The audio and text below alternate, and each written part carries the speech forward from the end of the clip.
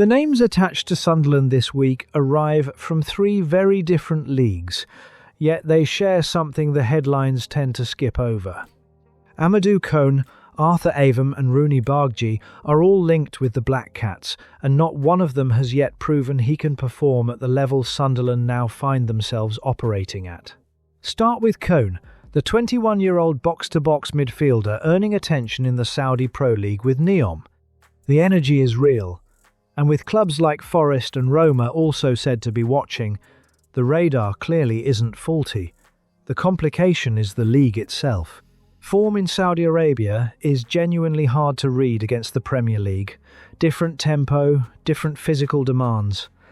Energetic displays out there tell you he can run. They don't yet tell you he can run in this division.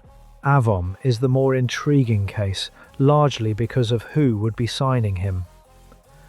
The Cameroon international, also 21, came through at Lorient while Régis Lebris was in charge there, so the manager knows the player rather than the scouting report. That familiarity matters.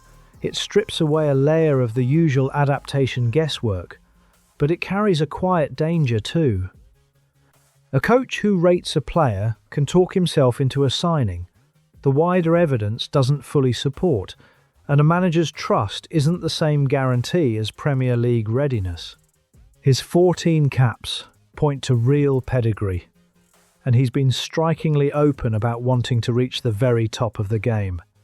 Whether that ambition finds its moment at Sunderland is the open question. Then there's Bargji, and his is the most cautionary file of the three.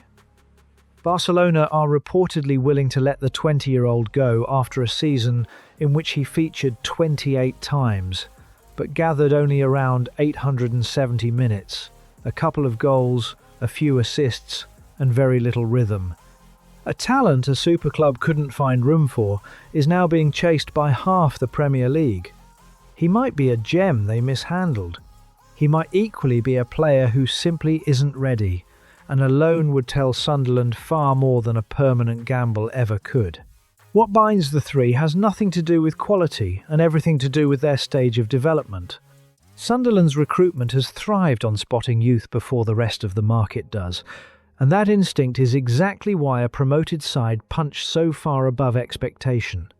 But a second Premier League season carrying Europa League football alongside it is an unusually demanding place to be developing several projects at once. The optimistic read is that European fixtures create the rotation minutes these players need. The honest read is that potential still has to convert under real pressure.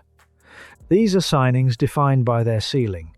A club preparing for two fronts also needs a few defined by their floor players you already know will deliver week after week.